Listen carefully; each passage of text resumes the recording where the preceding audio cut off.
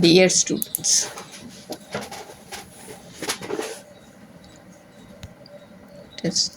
dear students, today we are going to discuss, this is MA Master of English Semester 4, Delhi University.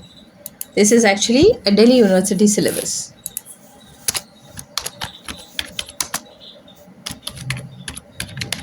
Delhi University MA English. Okay, so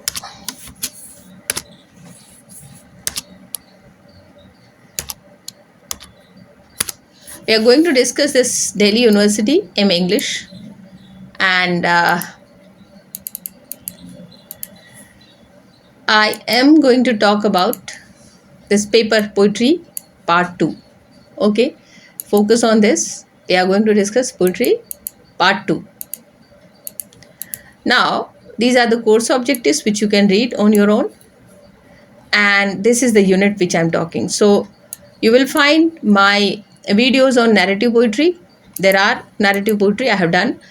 There is a video related to nonsense poetry and modern poetry. Now, today we are going to discuss about unit 4. Okay, that is a slam poetry.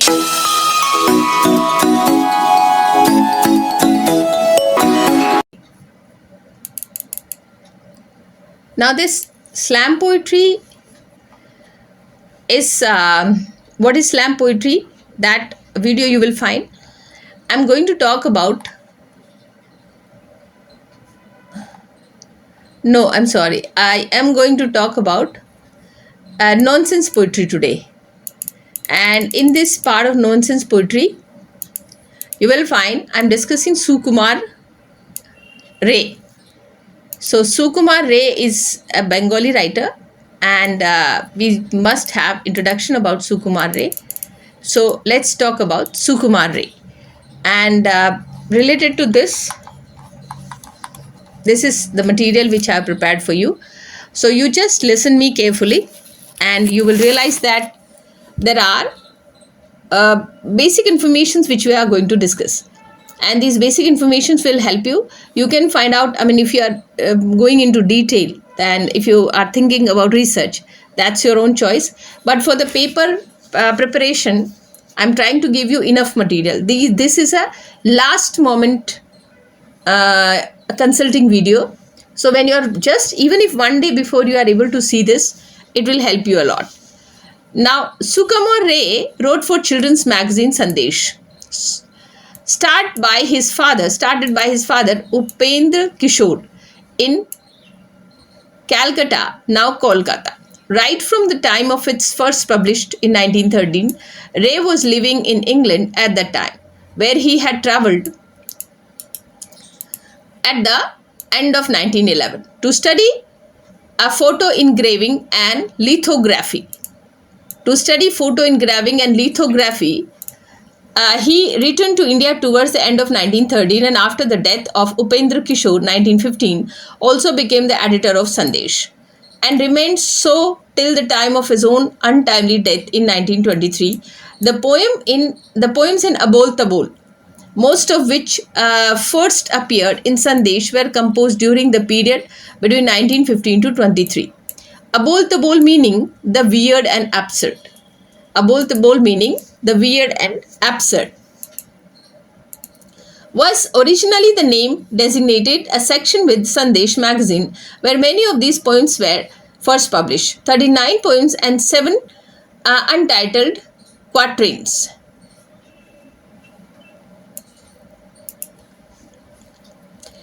Can be traced back to having first appeared in Sandesh. 7 other poems making up the balance of the collection of known as Abol Tabol were selected by Ray, perhaps previously unpublished manuscripts to form of the part of collection. Of these, Ray wrote the first and last poem, both originally Abol Tabol, specifically for the collection, possibly in 1923. So this Abol Tabol is a very popular literature, is a very popular book in Bengal, and right now it is exclusively significant for the children's literature. Now you come to this. I want to show you this picture. This is what the English book Abol Tabol, Sukumar Ray. So you can see this Abol Tabol, and how it's related, exclusively related to children's literature. So we'll read about this and then we'll come to the one or two specific poems. So Bengali readers were exposed to a new nonsense fantasy world by the poems in Abol Tabol. This selection offers the best of Sukumar Ray's world of pun riddle poetry. Although it was not understood at the time of its publication, many poems in Abol Tabol contain skillfully hidden satire on the state of society and administration of early 20th century colonial India. Mostly Bengal, embedding implied hidden meaning of the subversive nature in nonsense rhyme for children, was Ray's clever way of subverting press censorship by the British administration in India, which was paranoid about seditious and subversive literature. So you could understand that's a very smart way Sukumar Ray is trying to play, because by this time Britishers were implying lot of censorship on the Indian literature, Indian writings, whether it's a publication, vernacular publication or local publication or publications in the regional languages, because all those regional languages other than English were conveying message against Britishers, and Britishers could not catch those parts because they were not thorough with the non-English writing. So anything written in Uriya, Bengali, Hindi or any other vernacular language, it was difficult for Britishers to understand what is the message being conveyed. But they were getting this idea that if they are not controlling this vernacular languages, then the agitation of the people is increasing, because the information, it is becoming one of the strongest information channel. So to curb this this vernacular press and vernacular languages, newspaper, magazines or any other form, they brought this vernacular act in which, apart from English, everything else was banned. And the best example for that is Amrit Bazar Patrika. Amrit Bazar Patrika, what did they do? It was a Bengali magazine, and for example, today the vernacular act is being implemented, and next day they publish the English version. So that is how, this is a very significant question, and this question has come many times in English, in UPSC also. So how this Amrit Bazar Patrika magazine, they made themselves from Bengali to very next day, just next day in English.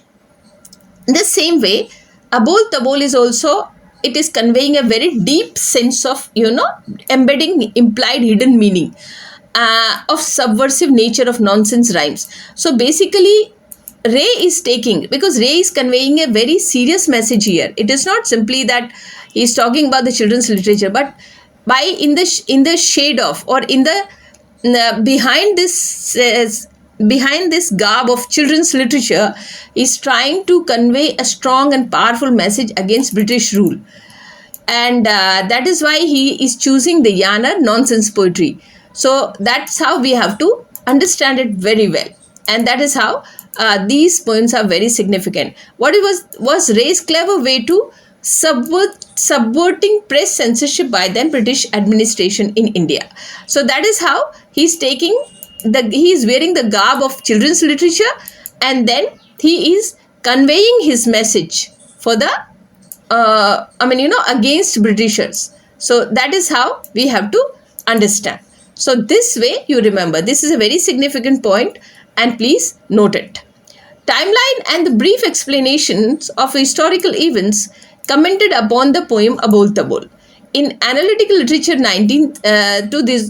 since 2017, the poems in Abol Tabol have been plotted on the timeline and compared with the contemporaneous events. Research having yielded plausible connections between historical event and contemporary and satire hidden in many of the poems. A significant perspective of Ray's Abol Tabol has been explored by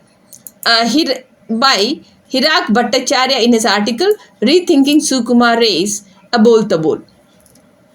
So, you can actually give this reference of Hirak Bhattacharya's article also, Rethinking Abol Tabol by Sukumar Race. Okay, multimodal text. Bhattacharya contends that Ray's visionary mind accompanied the poem Abol Tabol with illustration. Such sketches imbibe unschooled learner to have a comprehensive understanding of the text without delving deep into the dynamics of alphabetic logarithms. The illustrations accompanying Ray's poems appeal to aesthetic sense of the readers and in a way create a whole edifice of perpetual understanding of the poem. Appealing all the sensory perception in this way, Bhattacharya explores the multi-modal aspects of the text and transcends a liminality of the text-centered approach. Abol Tabol in Bengali, it is listen, or the weird and the absurd. Abol Tabol means the weird and the absurd. One of the question student asked me the question, what does it mean? So Abol Tabol means weird and absurd. You find it very strange and you find what is this nonsense. Is a collection of Bengali children poems and rhymes composed by Sukumar Ray, first published in 19 September 23 by U. Ray and Sons Publishers. It consists of 46 titled and 7 untitled short rhymes, quatrain, all considered to be in the genre of nonsense literature. Then this is what one of the poem is there. It is in Bengali, so I cannot read it, but the same thing I can read in English. So this is what this is. The title of the book is this Chief Babu. The title is something different. It will come in between. So let me just read out. Mushta's Theory, translated by Prasenjit Gupta. Head office of Chief Babu was a very peaceful man. Head officer Chief Babu was a very peaceful man. Okay. And then he turned mental. Who knew how it began? So he was a good man, but suddenly he turned mental. He sat drowsing in his chair, smiling a happy smile. When suddenly it seemed something drove him wild. So he's a good man, he's a wise man, and suddenly he turned mental. When did it happen? Nobody knows. But suddenly one day he's sitting in a chair, smiling, and suddenly he became wild. He leaped up, flung his arms about, his eyes red as brick. He shouted out, I'm lost, do save me, quick. Some ran for a doctor, some yelled, police, with all their might. So people went to police and people went to doctor to save him with all their might. Some advised, restrain, careful, he could bite. So some people were careful that you don't go very close to this head officer Babu, because he could bite you. He is wild now, he could bite you. Everyone was rushing, fanatic, leaving letter untyped.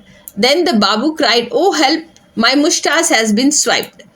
Lost his moustache, incredible, how could it be? Was his handlebars were just the same, plain for all to see. So then Officer Babu said that he lost his moustache, his moustache have swiped. And people are surprised, how could it happen? They tried to explain things, held a mirror to his face. His whiskers weren't stolen, he couldn't be the case. That couldn't be the case. But angry as fire, an eggplant in hot oil, he sputtered and shook. I don't believe a single man, I know each of you crook. So people showed him mirror, said your moustaches are at your place, don't worry. But he said, I don't believe anybody because you guys are lying or you are crooks.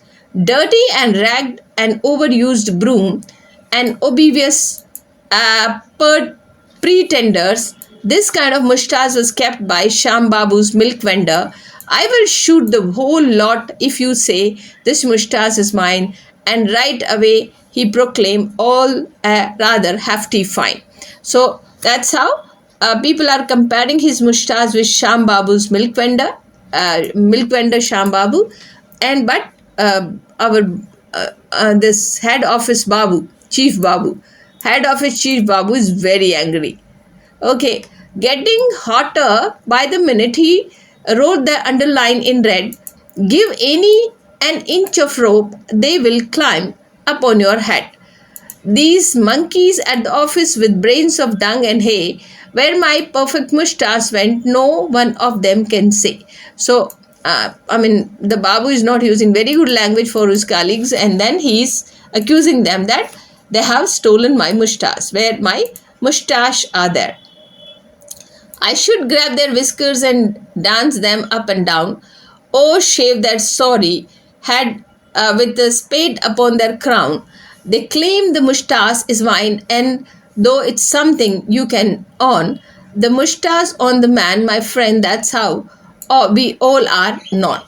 So then he is, "I should grab their whiskers and dance them up and down. Oh, shave their sorry head with a spade upon their crown. They claim the moustache is mine, although it's something you can own. The moustache on the man, my friend, that's how all is not."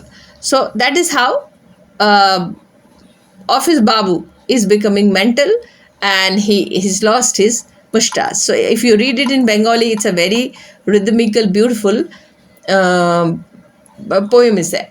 Now this is another poem, uh, Tiansh Goru, that I will come later on. But first, we did this Babu. Now, Sukumar Ray was India's first poet to illustrations, an important part of his work. From being regulated to a secondary position, his illustrations significantly change, subvert, and enhance the representational idiom of nonsense verse. The illustrations depicting invented beast and comprising original sketch by the author himself are an essential part of the literary nonsense text Abol Tabol. Ray, a British colonial subject, exemplifies Babu's notion of the empowered hybridity, unsettling problematic binarism with respect to the identity formation. Ray's imaginary animals resisted classification as a single discernible species of an fantastic amalgamation instead.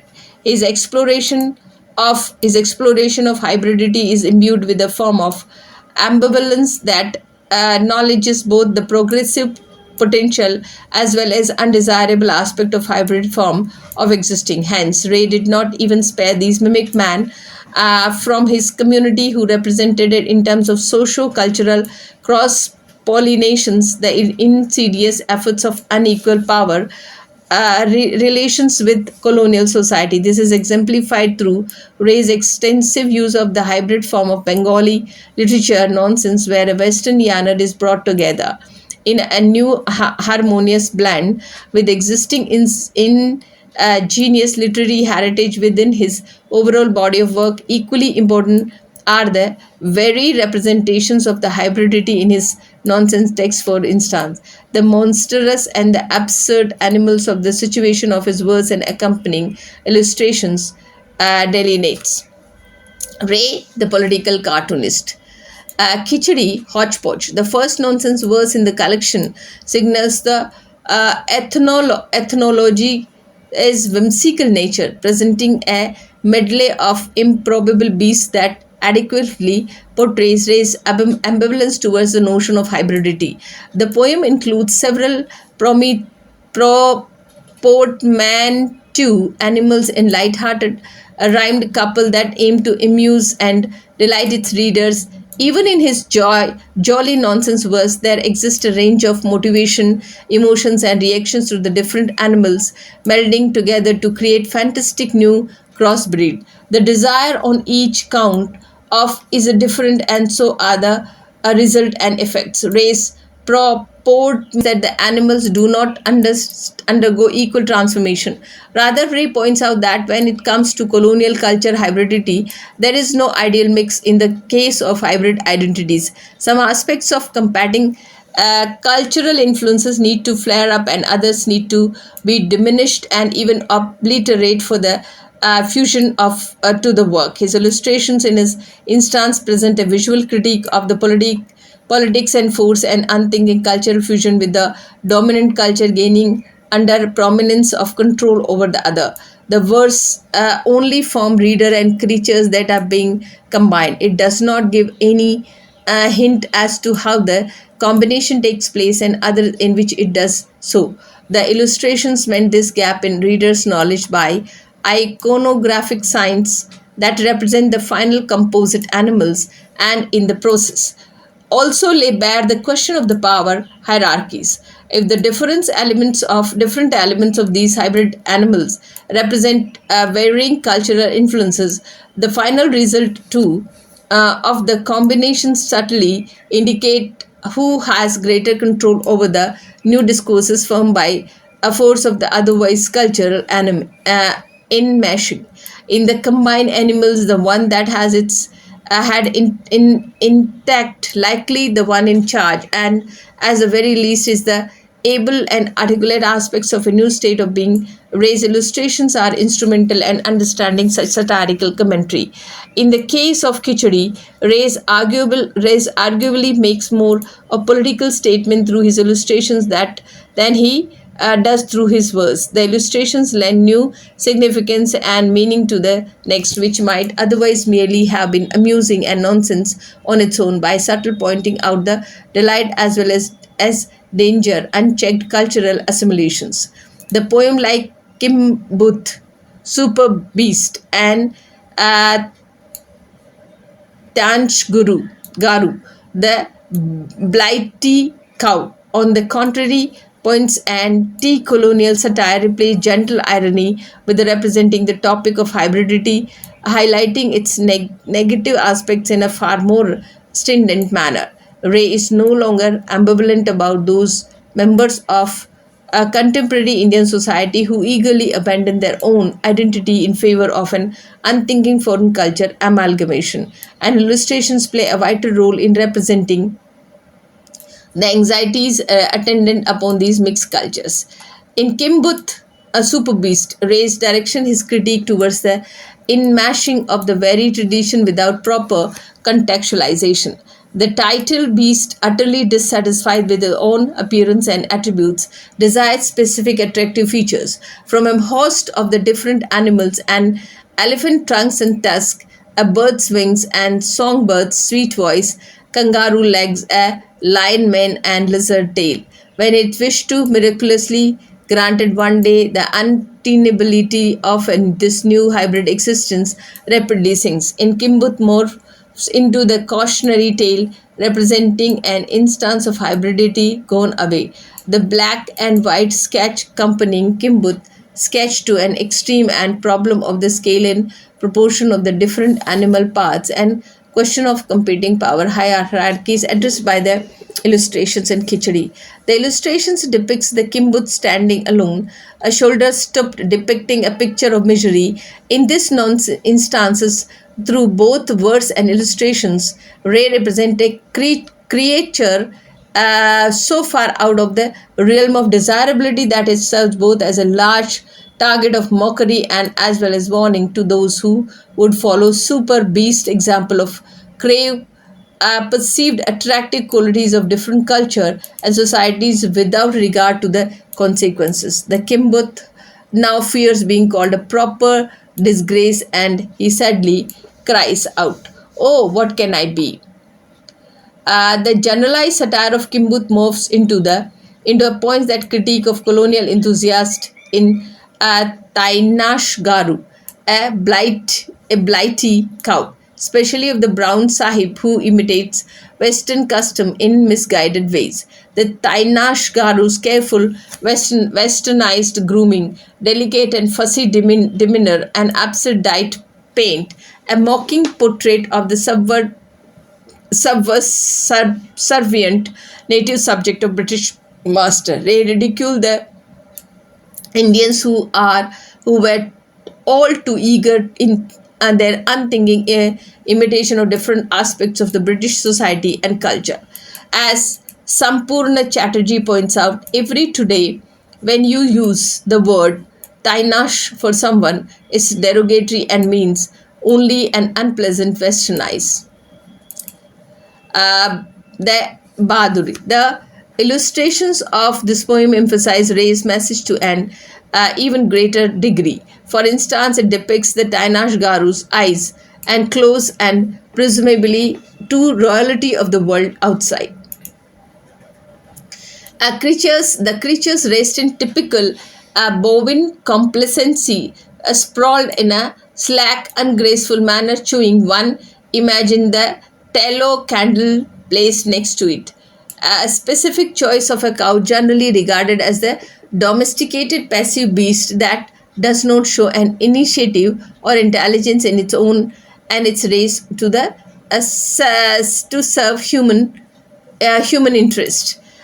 This is significant one. It allows race to pictorially portray to an even greater degree in Tainashgaru unthinking, a meekness which within the British colonial context became a dangerous form of compliance to an oppressive and unjust foreign authority. The illustrations of Ray to Worth's work like Al-Hadi, Khan, Kad, Kadune, and Ture shows a caustic parody of the British culture. The illustrations of the Ikushe Ain is equally significant of the arbitrariness of the British misrule and also noticeable. Kurur, Khol, Nof, Churi, and other shows a more westernized Babu culture and indulge in its parody. Thus, Sukumar Ray's creative output need to be considered in the context of the literary and cultural milieu. That one was a product of the complex hybrid socio-cultural and political forces is a nonsense poetry, and illustration therefore encompasses a very complex mixture of the East and West and Middle of the diverse discernible influence as well as work of the unprecedented originality. He exemplified Baba's notion of an empowered hybridity with one's unsettled problematic binarism and respect to identity formation of layers, and claims several different cultural influence with equal ease. Raison persistent exploration and representation of the issue of hybridity are complex and ambiguous, embracing both positive and negative connotations of such amalgamated social identity formation. Now, his Tainash Garu, the blighty cow, might metaphorically represent, hence, satirize the subservient Indian clerks produced by the British colonial machinery. While applauding the positive aspects of a simultaneous exposure of the diverse culture, Ray criticized the severe oppression and inequalities that colonialize perpetuated. In Ray's case, indignized literary nonsense become a counter-discursive practice and vehicle of contemporary political social commentary, primarily by a satiric, unique and British colonial government and the repressive policies along with certain Indian institutions personage like the overly westernized Babu and Tainash Garu complex beast of Kimbut. It is highly important to emphasize the fact that although meant primarily of the children and containing a strong humorous and whimsical strain, nonsense is highly political. Ray often uses literary nonsense as satire, commentary obliquely to the colonial societal British administration of the day. For Ray's colonial subject, the question of competing cultural influences, especially cultural, this reflected his choice of literary yana. In fact, as Sumanyu Satpathy expands, that which we call modern or literary nonsense in its hybrid product, that arose from the colonial context.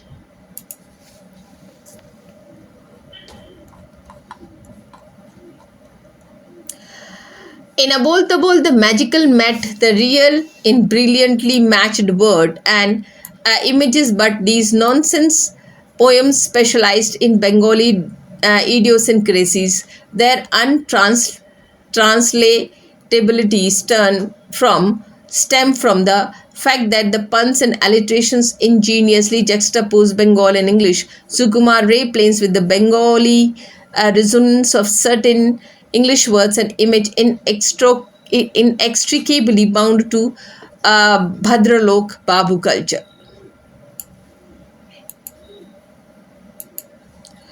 This mixture made perfect sense in bilingual colonial milieu of urban culture in the early decades of this century.